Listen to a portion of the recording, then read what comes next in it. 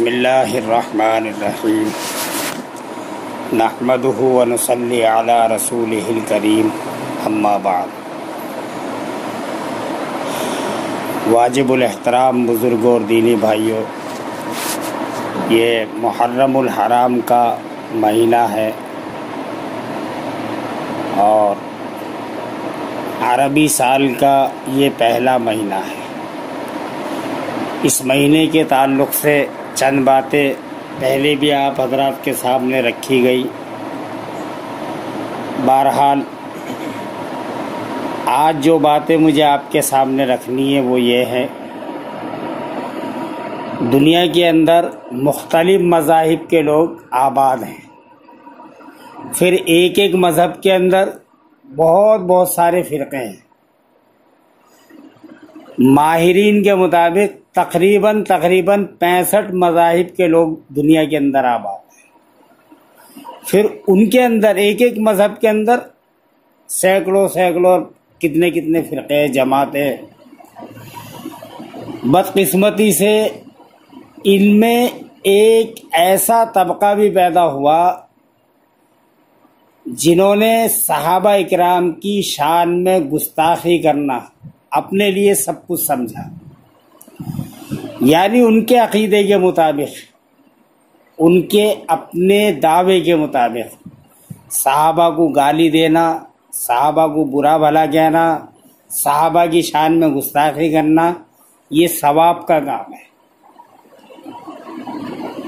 یعنی جیسے دوسرے مسلمانوں کو قرآن پڑھنے پر ثواب ملتا، ان کے اپنے خیال میں صحابہ کو گالی دینے پہ ایسے ثواب ملتا۔ اب آپ صرف اسی سے اندازہ لگاؤ، دنیا میں کوئی مذہب ایسا نہیں ہے جو گالی دینے کو اچھا کام سمجھتا ہے، اور یہ اتنے بدبخت لوگ ہیں کہ گالی دینے کو بھی ثواب کا کام سمجھتے ہیں۔ لیکن بدقسمتی اس بات کی ہے کہ آج بہت سے ہمارے ہی علماء، معافی کے ساتھ میں یہ بات کہہ رہا ہوں، انہیں مسلمان ثابت کرنے پہ لگے۔ بہت سے، ایک عام آدمی انہیں مسلمان سمجھ رہا، تو یہاں تو ہم سمجھ سکتے بھئی ناواقف ہے، نا سمجھ ہے، معلومات نہیں ہے، لیکن ایک ایسا شخص جسے دنیا عالم کی حیثیت سے جانتی ہو، مفتی کی حیثیت سے جانتی ہو، اور وہ شخص یہ کہے نہیں جی یہ بھی مسلمان ہے، ٹھیک ہے تھوڑے بہت گمراہ ہوں گے، ان کے اندر کچھ خرابیاں ہوں گی، کچھ برائیاں ہوں گی، لیکن اس کے باوجود وہ ایک اسلامی فرقہ ہے۔ اور اسی وجہ سے آج مسلمانوں کے اندر بھی یہ ایک پریشانی بائی جان کہ جی آپ یوں کہہ رہے، وہ یوں کہہ رہے، کیا وہ مولانا نہیں ہے، کیا وہ جانتے نہیں ہیں؟ حالانکہ جن لوگوں نے ان کو اندر سے دیکھا ہے، ان کے قریب رہے یا ان کی کتابوں کا مطالعہ کیا، وہ کسی قیمت پہ بھی ماننے کے لیے تیار نہیں ہے کہ ایسے لوگ بھی مسلمان ہو سکتے۔ اب سوال یہاں پر یہ پیدا ہوتا ہے کہ آخر وہ لوگ جو ان کو مسلمان ثابت کرنے پہ لگے، وہ ان کا اپنا کیا مقصد ہے؟ اب یہ تو وہی بتا سکتے ہیں بھائی ان کا اپنا کیا مقصد ہے۔ اب ہم جہاں تک پہنچے، ہمارا تجربہ یہ ہے کہ بھئی ہو سکتا ہے کسی کا کچھ مفاد کا مسئلہ ہو، یا بہت سے علماء سیکولر مزاج کے، نہیں بھئی سب کو لے کے چلنا، سب کو مل کے چلنا، ہو سکتا ہے اس مزاج کے ہوں، لیکن یہاں پر نہیں چلے گا یہ مسئلہ۔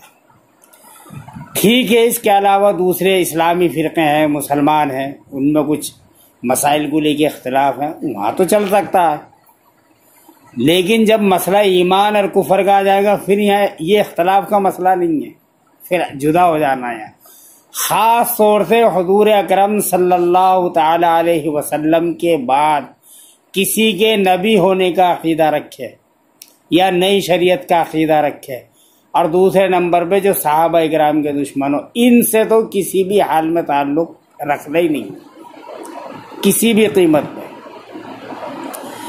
اب ذرا یہ سوچو، جن لوگوں نے تعلق رکھا ان سے، یا جو مولوی آج کسی نہ کسی طریقے سے ان کی حمایت کر رہے، میں کبھی کبھی یہ سوچتا ہوں وہ صحابہ کے سامنے کس طریقے سے حاضر ہوں گے۔ اور کیا منہ صحابہ کرام کو دکھائیں گے کل قیامت کے دن؟ کیا ابو بکر صدیق رضی اللہ تعالیٰ عنہ ان کا گروان پکڑ کے اللہ کے نبی کے سامنے نہیں لے کے جا سکتے کہ اللہ کے رسول میں نے آپ کو بیٹی دی، اپنا مال خرچ کرا، آپ کے دین کے لیے سب کچھ قربان کر دیا، ہمارے آنے کے بعد ایک فرقہ ایسا پیدا ہوا جو ہمیں ماں بہن کی گالی بکتے تھے اور یہ لوگ ان سے دوستی رکھتے تھے، اب بولو کیا جواب ہوگا ہمارے پاس؟ بھائی ہم لڑنے کے لیے کسی کو نہیں کہہ رہے، کسی سے مت لڑو، لیکن کم سے کم اتنی غیرت تو ہمارے پیدا کرو، اپنے اندر اتنی غیرت تو پیدا کرو کہ بھائی نبی کا دشمن، صحابہ کا دشمن، ہمارا تعلق اس سے بھی ہوگا۔ تو ایسی باتوں میں مت جاؤ، فلاں عالم یوں کہہ رہے، فلاں عالم، بھائی ان عالموں کو بھی سنو جو انہیں کھلم کھلا کافر کہہ رہے۔ آپ ایک ہی رخ کو کیوں دیکھ رہے ہیں؟ اور وہ لوگ ہیں جو ان کو کافر کہہ رہے، جنہوں نے انہیں کافر کہتے کہتے اپنی جان دے دی ہے، وہ ایسے لوگ ہیں۔ اور جو لوگ آج ان کے قریبی بنے ہوئے ہیں، اہل سنت والجماعت کا چولا اوڑھ کے، لباس اوڑھ کے، تو ان کے ساتھ دعوتیں کھا رہے، ان کا استقبال کر رہے، وہ ان کے یہاں جا رہے تو وہ ان کا استقبال کر رہے، اور اس حد تک چاپلوسی کی جا رہی ہے کہ امام حسین رضی اللہ تعالی عنہ کی شہادت پہ رونا بھی سنت ثابت کر رہے۔ وہ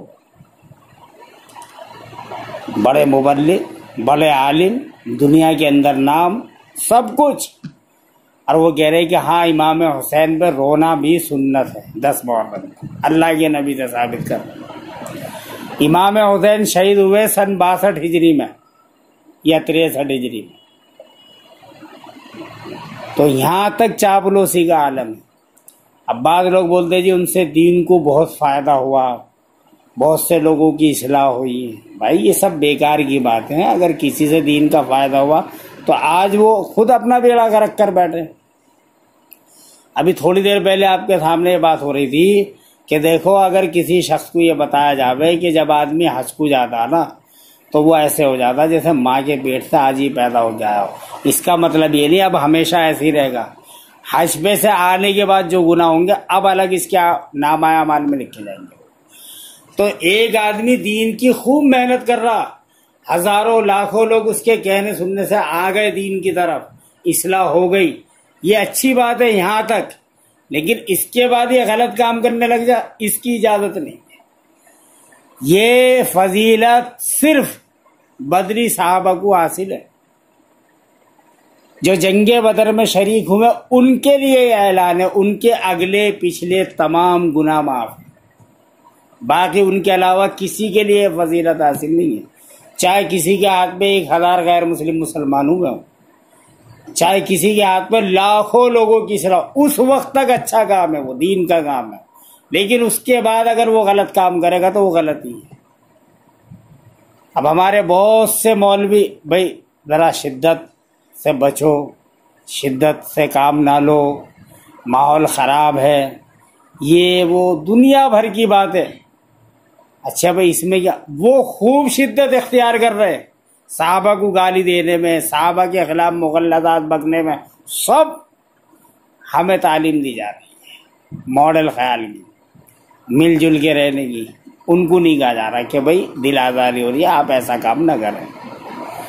اب کہنے کا مقصد یہ ہے کہ آج مان لو اور جہاں تک آپ کی بات پہنچ سکتی وہاں تک پہنچا دو کہ صحابہ کا دشمن مسلمان نہیں ہے، صحابہ کا دشمن اسلام سے کوئی تعلق اس کا نہیں ہے، چاہے وہ اپنے آپ کو لاکھ اسلامی ہے۔ اس پہ ایک چھوٹا سا واقعہ، مولانا محمد اعظم طارق شہید رحمۃ اللہ علیہ جیل کے اندر بنتے ہیں، اسی معاملے کے اندر اتفاق سے جیل کا جو جیلر تھا اس وقت وہ اسی طبقے سے تعلق تھا اس کا، تو اس نے آ کے مولانا سے جیل میں پوچھا کہ مولانا آپ رات دن ہمیں کافر کافر کافر کہہ رہے، جبکہ ہم تو مسلمان ہیں، اسلام سے ہمارا تعلق ہے۔ تو مولانا نے سمجھایا کہ شاید اسے اپنے مذہب کی حقیقت کا پتہ نہیں، تو اس نے پھر سوال کرا مولانا سے کہ مولانا آخر کس بنیاد پہ آپ ہمیں کافر کہہ رہے؟ تو مولانا نے یہ سوچ کے بھئی صحابہ کی دشمنی یا یہ وہ بتاؤں شاید نہ سمجھ میں آئے.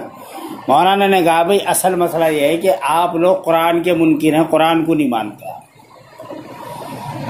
تو جیلر نے کہا کہ مولانا اگر دنیا میں کوئی ایسی مشین ہوتی نا جھوٹ کو ناپنے کے لیے، اس مشین کا میں استعمال کرتا اور یہ ثابت کرتا کہ اس وقت دنیا میں جو سب سے بڑا جھوٹ بولا گیا وہ یہ ہے جو آپ نے بولا کہ ہم قرآن کو نہیں مانتے. میں روزانہ قرآن کی تلاوت کرتا ہوں ڈیلی. وہ جیلر کہہ رہا ڈیلی، آندھی آؤ، طوفان آؤ، بارش آؤ، سفر میں جب کہیں بھی قرآن کی تلاوت کی ناغہ نہیں ہوتی میری کمی. اور آپ کہہ رہے ہم مانتے ہیں. اب مولانا سمجھ گئے بھائی کوئی نیا آدمی ہے. کہا کہ بھائی اچھا تمہارے علماء نے کچھ تفسیر بھی لکھی، ترجمہ بھی لکھا قرآن کا؟ ہاں جی ظاہر سی بات ہے لکھا. نو تو تحقیق کر سب سے زیادہ جو مقبول ترجمہ آپ کے یہاں معتبر ترجمہ وہ ترجمہ لے کے آ تو میرے پاس. اب اس نے اپنے ایک دو مولویوں سے رابطہ کرا، پوچھا تو لوگوں نے بتایا کہ مقبول حسین دہلوی کا جو ترجمہ وہ سب سے معتبر ترجمہ ہمارے یہاں. وہ لے کے اسے اور مولانا کے بعد دوسرے دن جیل میں پہنچا اور مولانا کو اس نے وہ ترجمہ دکھایا. تو مولانا نے سورہ یوسف کی آیت اور 12ویں پارے کے اندر وہ کھولی. اس کے حاشیے میں لکھا تھا اس نے کہ یہ قرآن کریم غلط ہے، ہماری مجبوری ہے جب تک اصلی کتاب نہ آ جاوے جو حضرت مہدی کے پاس ہے ان کے عقیدے کے مطابق، جب تک وہ نہ آ جاوے ہم حالت مجبوری میں اسی کتاب کو پڑھتے رہے. اور ایک جملہ اس کے اندر یہ لکھا تھا نعوذ باللہ کہ شراب خور خلفاء کی خوشنودی کے لیے اس قرآن کو لکھا گیا. شراب خور خلفاء کی خوشنودی کے لیے، معاذ اللہ ثم معاذ اللہ. اب مولانا نے وہ جب اسے دکھا تو پریشان ہو گیا. پھر مولانا نے کہا کہ اب یا تو اس لکھنے والے کی قبر پہ جا کے جوتے مار اور اس پہ لعنت بھیج، پھر میں تجھے مسلمان سمجھوں گا. اگر تو لا قرآن کی تلاوت کرے لیکن اگر تو اس پہ لعنت نہیں بھیجتا اور اس سے توبہ نہیں کرتا تو بھی اسی صف کے اندر.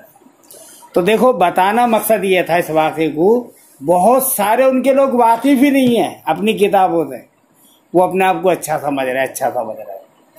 اسی وجہ سے ہمارے بہت سے لوگ کیوں کہتے ہیں یار یہ تو ایسا نہیں ہے نا، یہ تو صحیح ہے نا. ہم کہہ رہے بھائی ان کے مولویوں کی کتاب پڑھو. حضرت عمر رضی اللہ تعالیٰ عنہ کو نام لے کے کافر زندیق نعوذ باللہ لکھا انہوں نے کتابوں کے. حضرت عثمان رضی اللہ تعالیٰ عنہ کو یہودی لکھا، نام لے کے لکھا. جن کی جنتی ہونے کی خبر اللہ کے نبی دی ان کا یہ حال ہے. اللہ تعالیٰ ہمیں صحابہ کرام کی قدر کرنے کی توفیق عطا فرمائے اور صحابہ کے دشمنوں سے بالکل بچنے کی توفیق عطا فرمائے. وآخر الدعوانا الحمدللہ رب العالمین.